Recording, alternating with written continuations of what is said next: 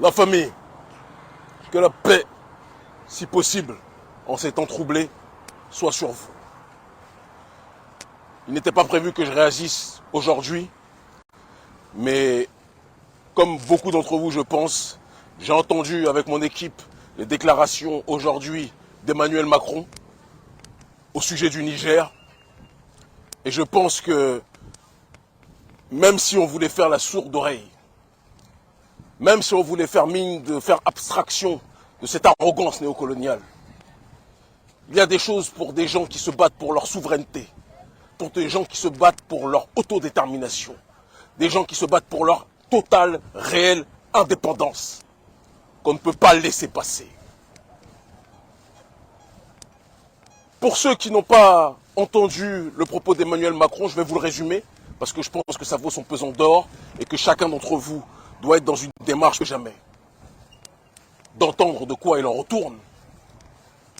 Emmanuel Macron, dans son allocution d'aujourd'hui devant les ambassadeurs, a appuyé le fait que même si la population nigérienne veut le départ de l'armée française ne va pas partir.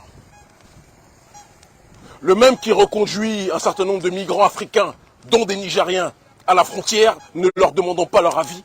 Le même qui laisse la xénophobie exploser dans son pays, vous dit, quand le peuple souverain du Niger veut que l'armée française parte, il vous dit, l'armée française va rester. L'ambassadeur de France, Sylvain Ité, va rester. Et nous sommes censés nous taire et accepter. De toute l'histoire de la Ve République, on pensait avoir atteint des records de négrophobie et d'arrogance paternaliste avec Nicolas Sarkozy et son fameux discours à Dakar. Mais on se rend compte avec Emmanuel Macron que chaque fois qu'il ouvre la bouche, chaque fois qu'il dit quelque chose, qu'il se prononce sur l'Afrique, il ne fait que faire exploser la température du sentiment hostile au néocolonialisme français. Macron a dit que nous ne reconnaissons pas les autorités actuelles du Niger. Nous reconnaissons Bazoum, parce que tout le monde sait que Bazoum est un pion qui n'a jamais d'ailleurs été reconnu. Parce qu'il faut qu'on en parle à un moment donné. Bazoum n'a jamais été reconnu par la population du Niger comme un représentant légitime. Il fait partie d'un groupe minoritaire issu du Nord qui n'est même pas représentatif de la majorité des Nigériens. Il a été placé comme pion de Issoufou. Et il a accentué son processus de légitimité vis-à-vis de l'oligarchie occidentale en étant l'un des plus grands vassals du néocolonialisme français. En léchant plus les bottes du néocolonialisme français, il concurrençait même dans cette ligue des champions de la corruption et de la soumission au néocolonialisme. Même Alassane Ouattara disait parfois, non, le gars est trop loin. Le gars est trop loin dans le cirage des chaussures françaises. Il était dépassé. Et donc ce Mohamed Bazoum, qui n'a jamais été représentatif de la population nigérienne, ce Mohamed Bazoum qui n'a jamais été accepté par la population nigérienne, et on le voit, tellement il n'a jamais été accepté que dès lors qu'il a été démis de ses fonctions par la courageuse armée du Niger, par les courageux militaires nigériens, matérialisés, représentés par mon grand frère et ami, avec qui je m'entretiens régulièrement, le général Tchiani, qu'est-ce qui s'est passé? Le peuple est sorti massivement avec nos braves frères et sœurs avec lesquels nous sommes coordonnés, que je vous demande tous de féliciter, des frères du M62, qui se sont mobilisés, qui se mobilisaient encore hier pour dire nous ne voulons plus de l'armée française, nous ne voulons plus de l'ambassadeur de France, nous ne voulons plus de la France-Afrique qui a tué nos pères, qui a tué nos grands-pères, qui a tué nos mères, qui a tué nos grands-mères. Nous ne voulons plus de ça. Mais Macron force le trait. Les gens se sont exclamés, on dit non, ce discours de Sarkozy, l'Africain n'est pas rentré dans l'histoire, mais là nous sommes en plein dans l'histoire comme depuis le départ, parce que nous sommes les pères et les mères de l'histoire, comme le disait Charanta Diop, contrairement à ce que tous ces négrophobes pathologiques disciples de Gobineau veulent faire croire. Mais nous ne sommes même pas là pour débattre avec eux. Mais là nous sommes en plein dans l'histoire, et Macron par contre ne veut pas sortir de notre histoire. Nous voulons écrire une histoire sans vous. Nous voulons écrire une histoire sans le néocolonialisme français. Nous voulons écrire une histoire sans l'impérialisme français. Nous voulons écrire une histoire sans les bases militaires françaises. Nous voulons écrire une histoire sans la politique de la France-Afrique sur nos terres. Mais vous ne voulez pas nous entendre. Et quand il va y avoir, ce que je ne souhaite pas, Tout le monde sait que je suis un pacifiste. Mais quand il va y avoir un accident, vous direz encore une fois que ce sont les panafricanistes qui font monter la pression. Il est important qu'on dise les choses à la population française. Le prolétariat français n'est pas notre ennemi. Le peuple français qui souffre, les gilets jaunes qui souffrent, qui ne sont pas dans une démarche, précisons-le, de xénophobie. Parce qu'il est très facile d'être contre les immigrés africains ou les fils d'immigrés africains, mais vous ne vous attaquez jamais à l'oligarchie financière apatride dont vous taisez le nom par lâcheté.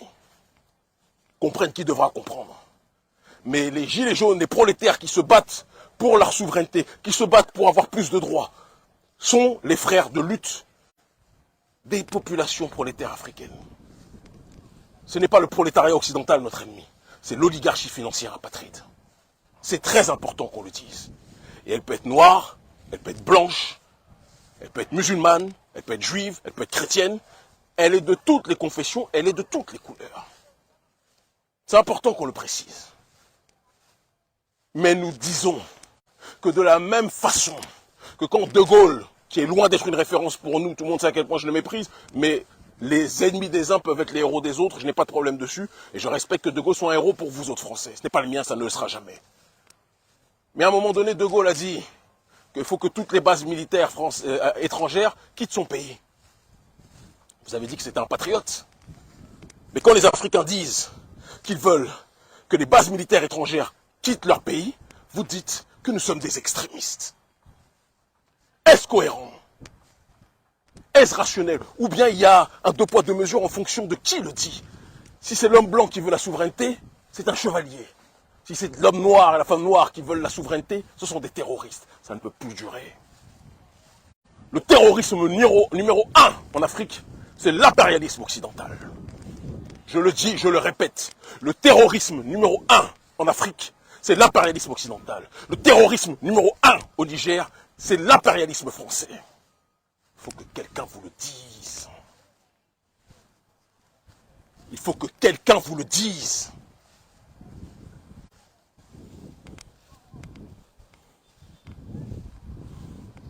Il faut que quelqu'un vous le dise. La France a tué plus que n'importe qui. Le gouvernement français a tué plus que n'importe qui en Afrique. Vous nous parlez des terroristes. Les terroristes sont sponsorisés par qui? Les terroristes sont soutenus logistiquement et financièrement par qui? Quand vous voulez, gouvernement français, lutter contre un mal, on vous voit. Regardez ce que vous faites en Ukraine, toutes les armes que vous donnez aux Ukrainiens. Quand vous voulez aider un peuple dans sa souveraineté, entre guillemets, on voit tout ce que vous faites. Mais les Africains, vous nous donnez des pistolets à eau.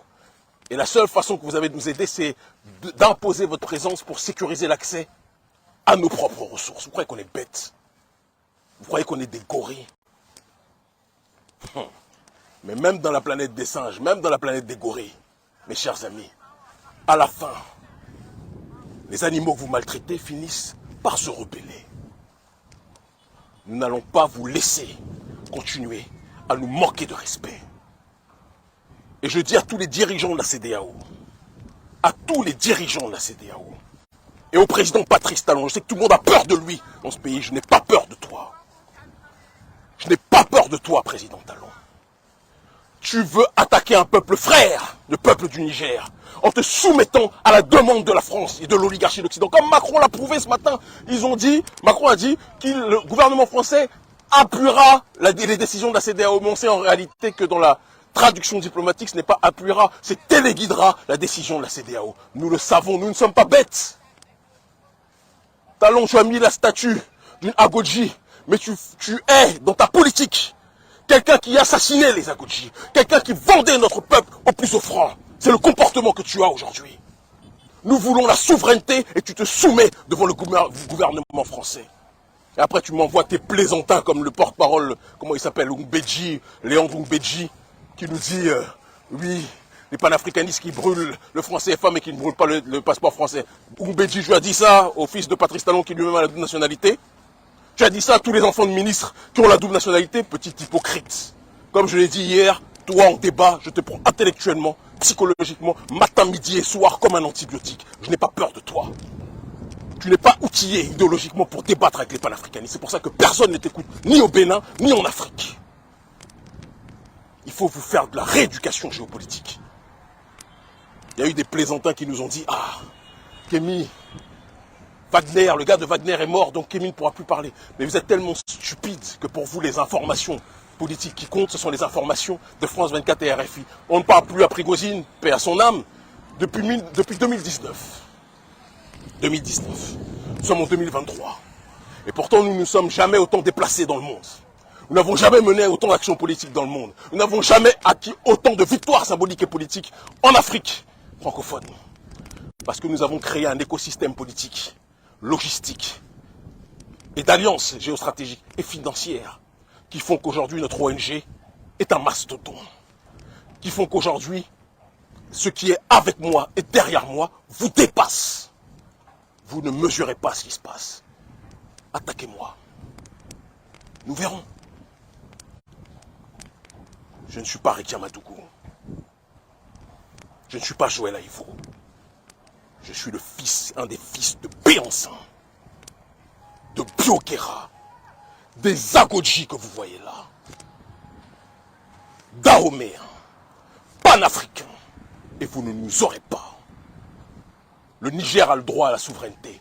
Le Bénin a le droit à la souveraineté. Tous les pays d'Afrique francophone ont le droit à la souveraineté. Et chaque dirigeant qui se soumettra au gouvernement français, à l'oligarchie occidentale, devra en payer le prix. Nous sommes une nouvelle génération. La génération de la souveraineté, la génération de l'autodétermination. Et comme nous l'avons dit même au Parlement russe, même les Russes, qui sont des partenaires comme les Iraniens sont des partenaires, comme le Hezbollah sont des partenaires, même les Russes, si les Russes dépassent les limites, nous les combattrons. Nous sommes, comme je l'ai dit et je le répète, une nouvelle génération. Vous avez mis Gbagbo à la haie, vous avez tout fait pour l'aseptiser. Chaque fois que quelqu'un se lève, vous essayez de le déstabiliser. Mais nous sommes une nouvelle génération qui a connu l'enfer dès la naissance. On a pris l'enfer au berceau dans nos biberons, donc nous n'avons plus peur de rien. Nous avons connu la négrophobie en Occident. Nous avons connu le racisme anti-noir en Occident. Nous avons connu les menaces de mort en grandissant. Nous avons connu les rumeurs visant à inférioriser notre peuple constamment. Vous croyez qu'on a peur de quoi? De vous? On n'a pas eu peur de Sarkozy, on n'a pas eu peur de Macron, on n'a pas eu peur de Hollande. Vous croyez qu'on va avoir peur de vous autres qui êtes des sous-fifres de ces dirigeants occidentaux? Attaquez-nous, nous saurons tous. Et toute la jeunesse africaine saura qui est-ce qui vous téléguide.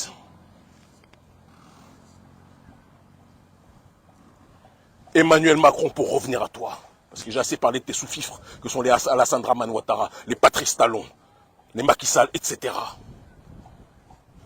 Macron, ne fais pas le fou avec nous.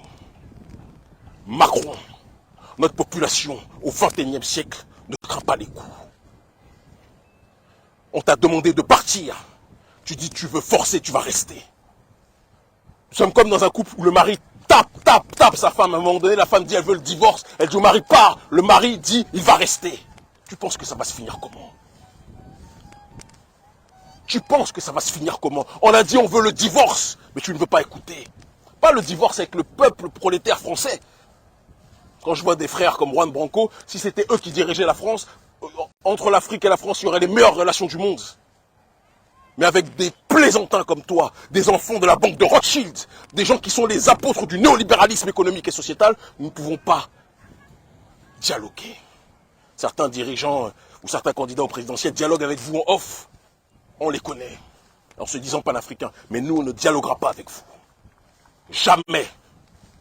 Même les États-Unis sont plus pragmatiques que vous. Même les États-Unis ont su que le discours va-t-en-guerre n'était pas intelligent. Mais vous ne voulez pas écouter. La seule chose que vous savez faire, que vous avez dans l'ADN, c'est tout faire pour que les Africains puissent être menacés. Ça ne peut pas durer. Ça ne peut pas durer.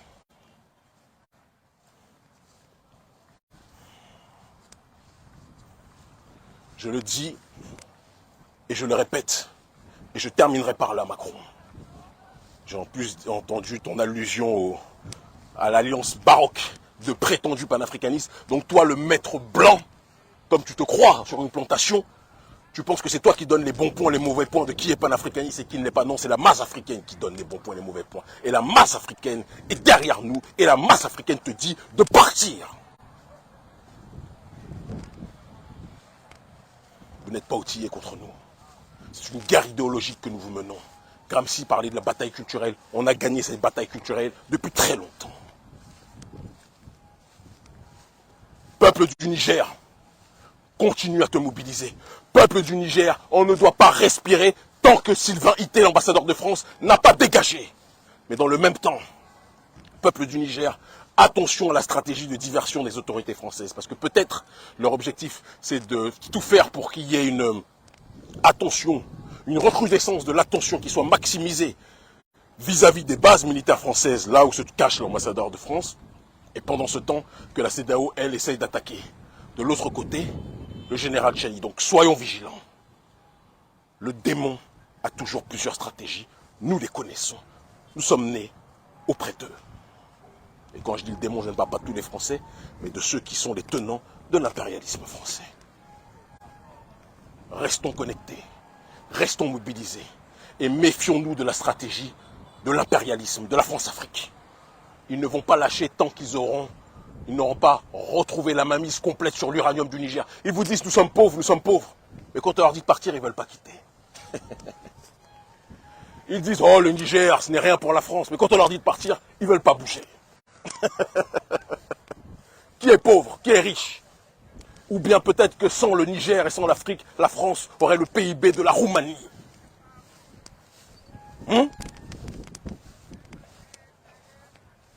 Vous avez fait arrêter Béhanzin.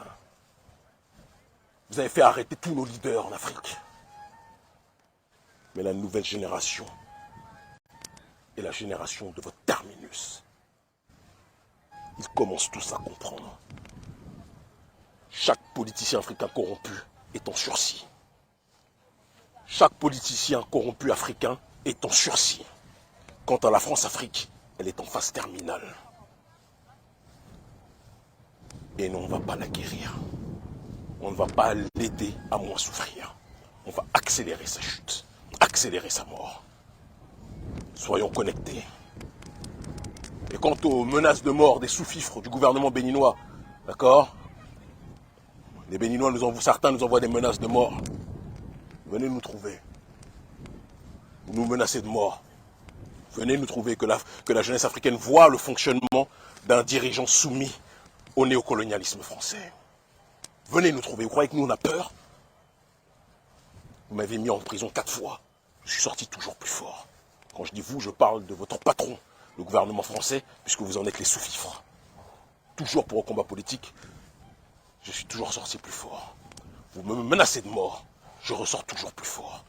Non, il y a une nouvelle génération qui ne craint pas les coups. Comprenez ça, tranquillement. Ils commencent tous à comprendre. Restons mobilisés. Macron, que tu le veuilles ou pas, tu vas quitter. Armée française, que tu ne veuilles ou pas, tu vas quitter. Allez en Ukraine. Allez en Ukraine, allez aider vos cousins ukrainiens. Là, bizarrement, vous ne voulez pas y aller, on dirait que vous avez peur des soldats russes. C'est chez nous, vous faites les plaisantins. Quand il fallait tuer Kadhafi, vous étiez tous là pour contribuer à participer. Bande de meurtriers. Chio, na batomeno.